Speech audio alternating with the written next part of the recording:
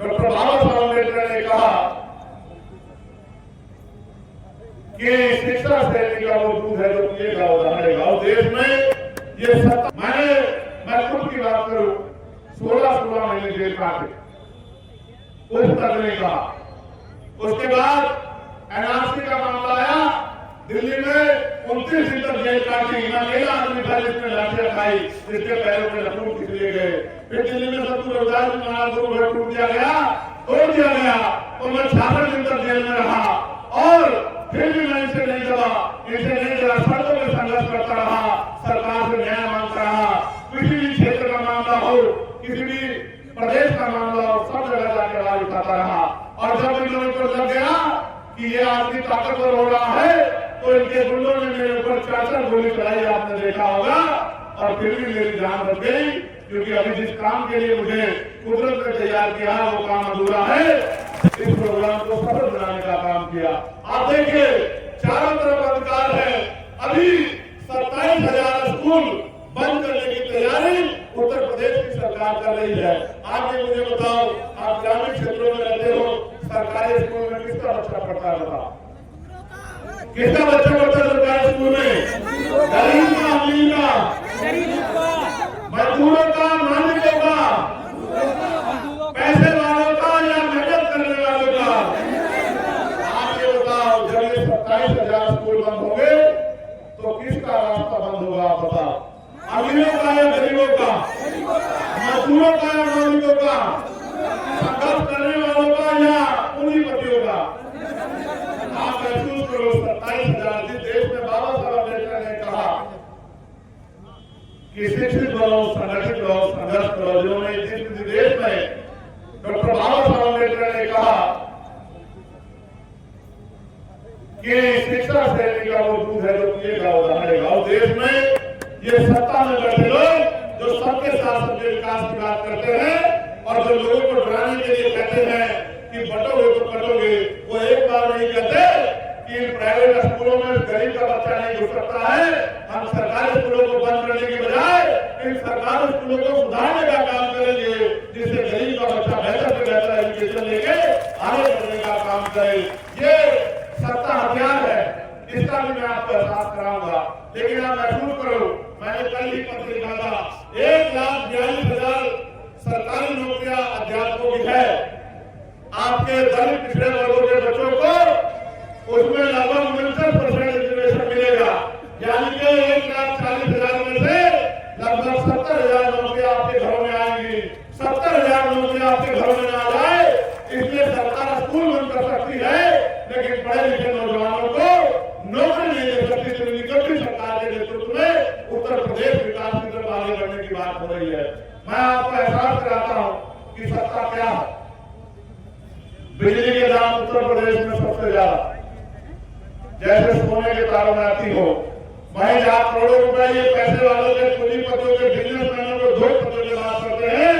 अगर 10,000 रुपए का बिल नहीं दोगे तो आपका कनेक्शन के लोग आपके काट देंगे और आपको अंधेरे में रात बैठक करनी पड़ेगी। ये सत्ता में बैठे उत्तर प्रदेश की सरकार हमारे साथ कर रही है। जहां एक तरफ आप महसूस करके देखो नौजवानों, मेरी माओ बहनों, मेरे बुजुर्गों, की सत्ता के दम पे आज गरीबों को कुचला जा रहा है।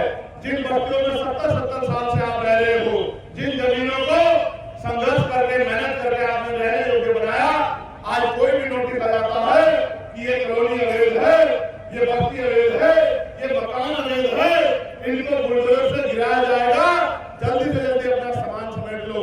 सरकार का काम बसाना होता, उजाड़ना नहीं होता। लेकिन ये निकम्मी सरकार गरीबों के घर उजाड़ने का काम करती है। मैं आपको बताना चाहता हूँ, पेट्रोल के दाम सरकार तय करती है, डीजल के दाम सरकार तय करती है, अच्छे स्कूल कहाँ बनेंगे सरकार तय करती है, अच्छे हॉस्पिटल कहाँ बनेंगे सरकार तय करती है, उद्योग धंधे कहाँ लगेंगे सरकार तय करती है, नौकरी रोजगार मिलेगा नहीं मिलेगा सरकार तय करती है, अपराध होने पे न्याय मिलेगा नहीं मिलेगा सरकार तय करती है, विकास होगा नहीं होगा, सड़कें बनेगी नहीं बनेगी, पानी साफ सुथरा मिलेगा नहीं मिलेगा, ये सब भी सरकार तय करती है और सरकार हमारे वोट से बनती है। लेकिन हम कभी ये नहीं सोचते, हम 10 रुपए का सामान लेने जाते हैं तो सामान को कई बार परख कर देखते हैं कि सामान खराब तो नहीं है, सामान बेकार तो नहीं है, सामान टूटा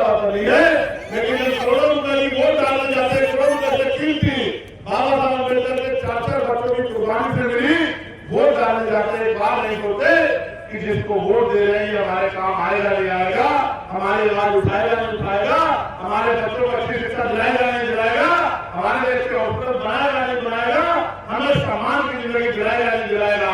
हम बेविचार होकर वोट देते रहते हैं। आप ईमानदारी बताओ, मैंने आपको कोई पैसा नहीं दिया है। जो कुछ आज प्यार कमाया आपके दिलों में, हे माननीय आजाद समाज पार्टी के लोगों ने वो संघर्ष करके कमाया, आपके लड़ाई लेके कमाया है। आपके संघर्षों के मामले में आपके साथ कंधा मिला के बनाया है। मैं खुद की बात करूं, 16 महीने जेल काटे, उस तक नहीं कहा। उसके बाद एनआरसी का मामला आया, दिल्ली में 29 दिन तक जेल काटी। मैं अकेला आदमी था जिसने लाठियां खाई, जिसके पैरों में लकून खींच लिए गए। फिर दिल्ली में सबको रोजगार भी मारा, गुरु टूट दिया गया, तोड़ दिया गया, तो मैं 66 दिन तक जेल में रहा और फिर भी मैं इसे नहीं दबा, इसे नहीं दबा, सड़कों में संघर्ष करता रहा, सरकार से न्याय मांगता रहा। किसी भी क्षेत्र का मामला हो, किसी भी प्रदेश का मामला हो, सब जगह जाकर आवाज उठाता रहा। और जब इन लोगों को लग गया कि ये आदमी ताकतवर हो रहा है, तो इनके गुंडों ने मेरे ऊपर 4 गोली चलाई, आपने देखा होगा। और फिर भी मेरी जान बच गई, क्योंकि अभी जिस काम के लिए मुझे कुदरत ने तैयार किया है वो काम अधूरा है। जब तक आपकी गुलामी की जिंदगी नहीं करती, जब तक आपको इज्जत सम्मान की जिंदगी नहीं मिलती, जब तक आप पे जाति के आधार पर जो जुल्म हो रहा है, धर्म के आधार पर जो जुल्म हो रहा है, जब तक वो कम नहीं होता, तब तक मैं इनके मरने वाला नहीं हूँ। और ये सरकारी नौकरी अगर खत्म करने का प्रयास करेंगे तो मैं आपको वचन देकर कहता हूँ कि आप मुझे ताकत देना, आप आजाद समाज पार्टी को ताकत देना, पूरे प्राइवेट सेक्टर में आरक्षण लागू करवाने का काम हम लोग करेंगे और आपके बच्चों को नौकरी दिलवाने का काम हम लोग करेंगे। इस सरकार से हर मोर्चे पर लड़ने का काम हम करेंगे। आप मेरी बात पे गौर करो, अगर ये 2-3 काम हो जाएंगे तो आपका आधा खर्चा कम हो जाएगा और आपके घर में पैसा आएगा। क्या पहला काम मैंने पार्लियामेंट में भी कहा, एजुकेशन पॉलिसी ऐसी होनी चाहिए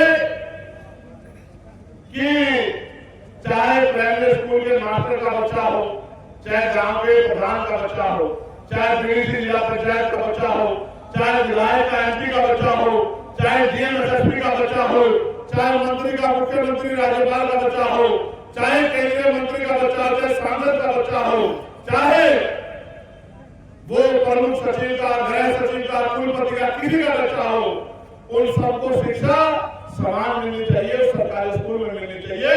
जिस एक कुर्सी पे डीएम का बच्चा बैठ के पढ़ेगा, बराबर वाली कुर्सी पे एसपी का बच्चा बैठ के पढ़ेगा, तीसरी कुर्सी पे मंत्री का, विधायक का, सांसद का बच्चा बैठ के पढ़ेगा और चौथी कुर्सी पे मेरे जैसे किसान का, मजदूर का बच्चा पढ़ेगा। तो आप देखना कि उसको भी बराबर की एजुकेशन मिलेगी। और जितनी देश में समान एजुकेशन पॉलिसी लागू हो गई, ये गरीब के बच्चे अमीरों को पीछे छोड़ के सबसे आगे निकल जाएंगे, अपने माँ बाप की गरीबी को दूर करेंगे, इज्जत सम्मान की जिंदगी उनको दिलाएंगे। दूसरा, हेल्थ पॉलिसी ऐसी होनी चाहिए, जैसा मैंने कहा कि चाहे मुख्यमंत्री हो, मंत्री हो, राज्यपाल हो, विधायक हो, सांसद हो, चाहे प्रमुख सचिव हो, अपर सचिव हो, कमिश्नर हो, डीएम हो, एसपी हो, दरोगाजी हो, सीओ हो, इंस्पेक्टर हो, थाने का कांस्टेबल हो, पटवारी हो, सेक्रेटरी हो, या गांव का सरपंच हो, जिला पंचायत हो, सबके बच्चों का और उनका खुद का इलाज सरकारी अस्पताल में होना चाहिए। आप ये महसूस करके देखना, अभी अस्पताल जाते हो तो क्या होता है, कभी डॉक्टर नहीं मिलता, डॉक्टर मिल जाता है तो डॉक्टर दवाई लिख देता बाहर से, जहाँ उसका कमीशन बना हुआ, 2 रुपए की दवाई 10 रुपए की मिलेगी। फिर वो टेस्ट लिख देगा दूसरी लैब से, जहाँ वो लैब में टेस्ट के मांगा 5,000 रुपए। आप सोचो, जब सरकारी अस्पताल में एक दिन डीएम साहब का इलाज हो रहा होगा, एसएसपी साहब का इलाज हो रहा होगा और मजदूर साहब का इलाज हो रहा होगा, तो डॉक्टर भी टाइम पे आएगा, दवाइयां भी सारी मिलेंगी, मशीनें भी सारी होंगी। और ये जो चोर बाजारी चल रही है प्राइवेट अस्पताल बना के अमीरों का घर बनने की, ये चोर बाजारी भी बंद हो जाएगी और गरीबों के जीवन की भी व्यवस्था होगी, उनको भी बेहतर इलाज मिलेगा और उनकी जेब पे डाटा भी नहीं पड़ेगा। जब सरकार पूंजीपतियों का करोड़ों रुपए का बिल माफ कर सकती है, ऋण माफ कर सकती है, तो आपके बिजली का बिल भी सरकार क्यों नहीं माफ कर सकती है? आप मुझे बताओ। जब ये सरकार कई कई हजार करोड़ रुपए धार्मिक आयोजन में लगा सकती है, तो ये स्कूल जो है प्राइवेट स्कूल के साथ स्कूल क्यों नहीं बना सकती है? मगर मेरा ये मानना है ये सरकार समझदार है, ये वोट सबकी लेती है और काम अपने लोगों का करती है। आपकी बस्तियों में तो चुनाव के बाद इनके लोग जाते नहीं होंगे और चुनाव के समय आगे आपको दादी, चाची, बुआ, फूफा पता नहीं क्या क्या बताते होंगे, आपके पैर भी पकड़ते होंगे, आपको भाई भी कहते होंगे, आपके घर में बैठ के खाना खाने की बात भी करते होंगे, भाईचारे की बात भी करते होंगे, लेकिन जब भी आपके बच्चे के लिए नौकरी रोजगार की बात आएगी तो फिर ये लाठी उठा के आपके लोगों फिर से काम करेंगे। मैं तो बस आपसे कहना चाहता हूँ, क्या 400 रुपए की मजदूरी से आपका जीवन बदल सकता है? जब तक आपके क्षेत्रों में उद्योग धंधे नहीं लेंगे, आपके पढ़े लिखे बच्चों को रोजगार कैसे मिलेगा? आप मुझे बताओ, क्या आपके क्षेत्र में सरकार ने उद्योग धंधे लगाने का काम किया? एक काम तो सरकार ने किया कि आप जो गांव में एकजुट रहते थे, नफरत फैला के, धार्मिक किनारे लगा के, लोगों को डरा के, लोगों के मन में भय पैदा करके, उनके मन में गुस्सा तैयार करके, उनकी भावनाओं से खेल के अपने आप को सत्ता में लाने का काम तो किया है और 5 किलो राशन देके आपकी करोड़ रुपए से कीमती 12,000 अम्बेडकर के 66 बच्चों कुर्बानी से मिली वोट को छीनने का काम तो किया है। मैं आपको कहना चाहता हूँ बहुत जिम्मेदारी से, चाहे उनका बुलडोजर हो या इनकी गुंडागर्दी हो, इस बुलडोजर को और इनकी गुंडागर्दी को आने वाले समय में सबक सिखाने का काम करेंगे और उनके बुलडोजर की गुंडागर्दी को उठा के रखने का काम करेंगे। मैं आपसे ये भी कहना चाहता हूँ, भाई साहिब आपके बीच में मेहनती आदमी है, संघर्षी आदमी है और लंबे समय से यहाँ सेवा कर रहे हैं। मैं भी पिछली बार आया था तो 4 सभा करके फूलपुर में गया था। फूलपुर में हमारे पार्टी के नेताओं ने, कार्यकर्ताओं ने मुझसे वादा किया था कि इस बार जिसको भी आप प्रत्याशी बना के भेजोगे हम लोग उसकी मदद करेंगे। मैं आपको पूछना चाहता हूँ, क्या उस वादे को निभाने के लिए आप लोग तैयार हो? दोनों हाथ उठा के बताओ, तैयार हो? तो क्या भाई साहिब की मदद करने के लिए तैयार हो? क्या अपनी ताकत बढ़ाने के लिए तैयार हो? क्या अपने बच्चों को आगे बढ़ाने के लिए तैयार हो? क्या इन जुल्म जाति गुंडागर्दी का जवाब वोट की चोट से देने के लिए तैयार हो? क्या बहुजन समाज में भाईचारा बनाने के लिए तैयार हो? एकजुट रहने के लिए तैयार हो?